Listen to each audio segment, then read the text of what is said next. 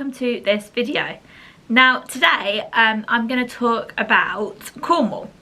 I do get asked quite a lot about sort of how to spend a few days in Cornwall, what's the best way to spend a few days in Cornwall.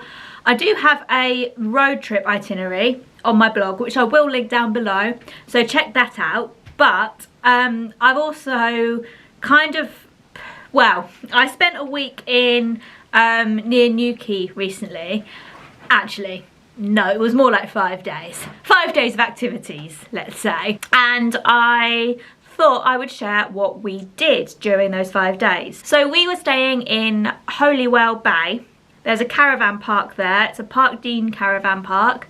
The caravan park was nice. The caravans were a little bit dated, but that's okay. It wasn't very expensive, so I don't mind a bit of datedness if it's a good deal. The only thing I would say is when we checked in, they didn't have any towels, tea towels. They only had one toilet roll. Anything like that they didn't have. So luckily we were camping just before, so we had washing up liquid sponges, things like that, but we didn't have anything like spray or anything like, as in like kitchen spray, anything like that. And they didn't have any towels either, so I would just recommend yeah, being aware of that if you go and stay. But the actual park is lovely and the bay is lovely, so I did like staying there, and I probably would have preferred to stay there than in Newquay Central, because Newquay town is a bit like Marmite. You love it or you hate it. The beaches are lovely, the actual town's a bit so yeah, I would recommend staying there, but just bring your own towels and kitchen stuff. Anyway, from Holywell Bay we went on quite a lot of day trips. So we actually didn't see anything in the Newquay area really, because we'd all been there quite a few times before. But I mean, you can spend a day or two just around Newquay going to all the beaches. Go to Badruthan Steps, they're really nice. And then there's, oh actually we did go to Trerris, which is in my video that no, it'll be in my next video. So yeah, Trerris will be in my next video. So yes, there's Trerris, which is a National Trust property. There's quite a lot of things to do in Newquay. I'll put my things to do in Newquay blog post below as well, so you can check that out. So yeah, you can spend a day around Newquay. But what we did is we arrived at the caravan park on Monday, and then Tuesday we went to Tintagel Castle, which I've done a video about. But we went, on the way we went to Lanhydrock, which is near Bodmin, and that's a really nice estate house that I really liked. It's really interesting, dates back to the late Victorian. Well, most of it does.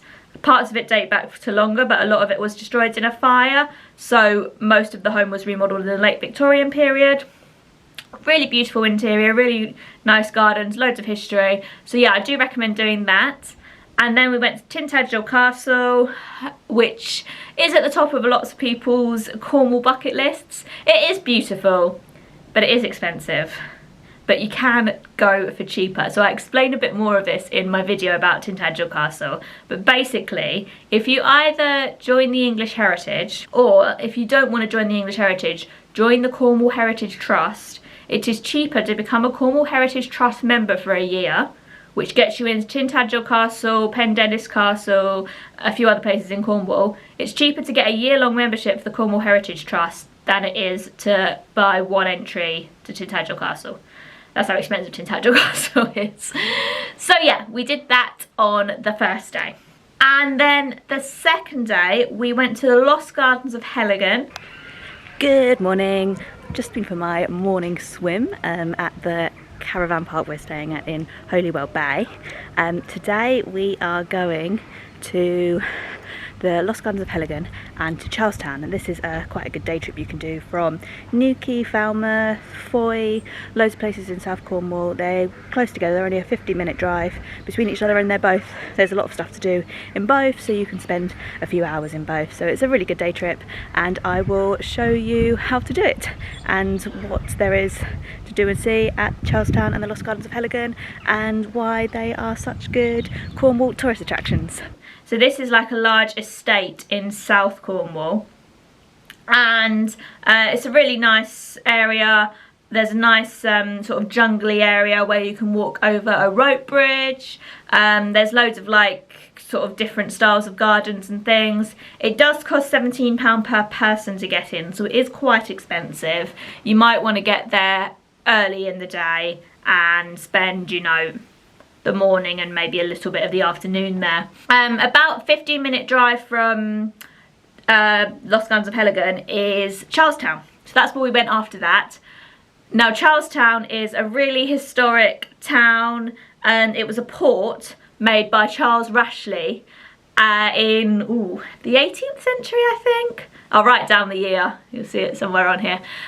Yeah, so he built this port in the 17th century, or 18th century, one or the other.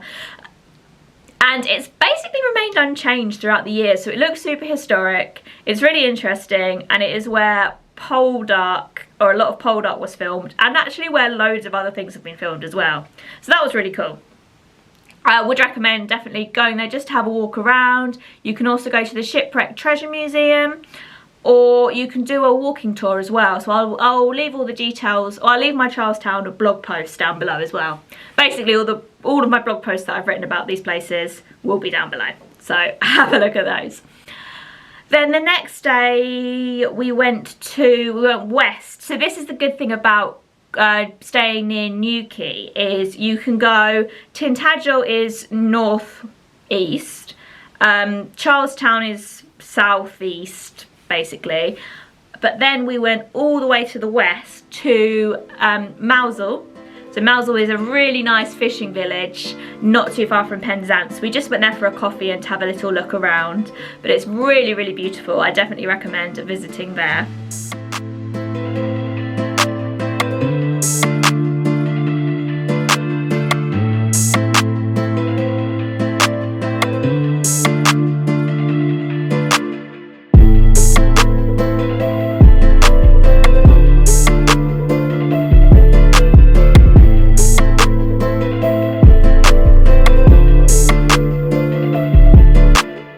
Then we went to Porthcurno because we had tickets to see a play at the Minack Theatre. Now the Minack Theatre is this gorgeous amphitheatre. It was made in the 1930s, so it's not ancient or anything, but it was made in the 1930s by a woman called Rowena Cade, and it's this gorgeous amphitheatre with like this beautiful backdrop of the blue seas, and it was a really nice day, so we saw 39 steps there, and yeah, it was really cool. It was a really cool experience. This is like, Porthcurno's not that far from Land's End. Actually, before we walked from Land's End to Porthcurno in about 3 hours, I think, something like that. So it's really not that far. And yeah, but as sort of I was saying, like staying in Newquay, you are kind of in the middle of these attractions. So even if you do have to do quite a bit of driving, it's never too much driving in one day. So that was really cool. If you want to buy tickets to the Minack Theatre, you need to book in advance. You can go in just when there's not a play on and have a look, or you can buy tickets for a specific play. And we also went to Porthcurno Beach, which is really beautiful. That's like one of the most, like, Cornwall's famous for its beaches that don't look like they're in the UK, and Porthcurno is probably my favourite. It's really nice. So that was cool. On the Friday, we went to Padstow. So Padstow is up again, sort of a bit further east to Newquay. Padstow is famous for its restaurants. So we did actually go to a restaurant, which was cool. We went to Cafe Rojano, which is Paul Ainsworth's Italian restaurant. It was A, the only restaurant that had availability, B, the only restaurant that had anything vegan and like more than one vegetarian option, and C, it was the cheapest, although it was still fairly pricey. But so I would, yeah, it was a good one to go to, especially if you are veggie or vegan, if you don't want to spend all the money, or if everywhere else is booked. So yeah, all of the other restaurants are there's a lot of fish, But yeah, there's really no like veggie options, so do bear that in mind if you're going to Padstow. Honestly, I think if you're going to Cornwall for food, I would recommend Falmouth over Padstow. I love Falmouth's food scene, but Padstow's food scene, but the restaurant was good. The pizza was really good. So it was definitely worth going to. We were booked to go on a boat trip, but the boat trip was cancelled because of the weather. But the weather was, I don't know why it was cancelled because of the weather, because the weather was actually fine.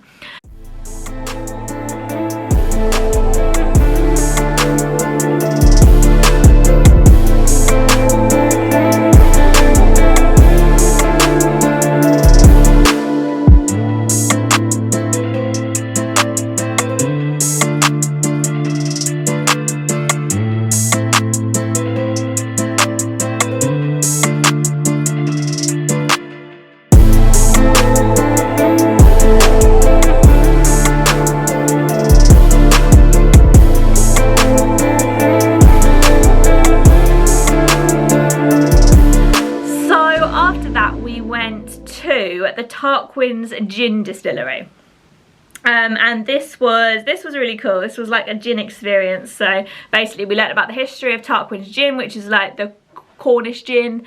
Learned about the history of it, learned about the story, did learn a bit more about gin, saw the distilling process, and of course did some samples. Now unfortunately I was driving, so I didn't do the samples, but everyone else had a good time.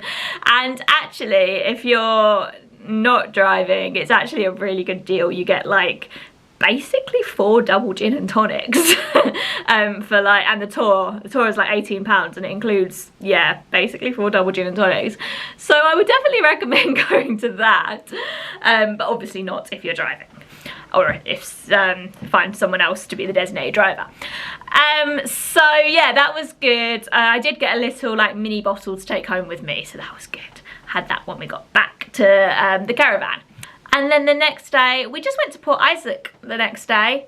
The Sea Shanty Festival was on, which was cool, so we watched some sea shanties. To Australia, oh will I ever escape? Where there's a mine or a hole in the ground, that's where I'm heading for, that's where I'm bound. Look for me on 3,000 miles away. Hey, goodbye John, goodbye Jer, goodbye Toes and Lefty. The anchor's weighed and the gangway's up, I'm leaving Tipper. I wanna be a pirate, you can't be a pirate with all your parts. It's so wanna be a pirate. And we just had a walk around the village. Port Isaac is a really pretty village. It is famous for being the where Doc Martin was filmed. So yeah, that was cool.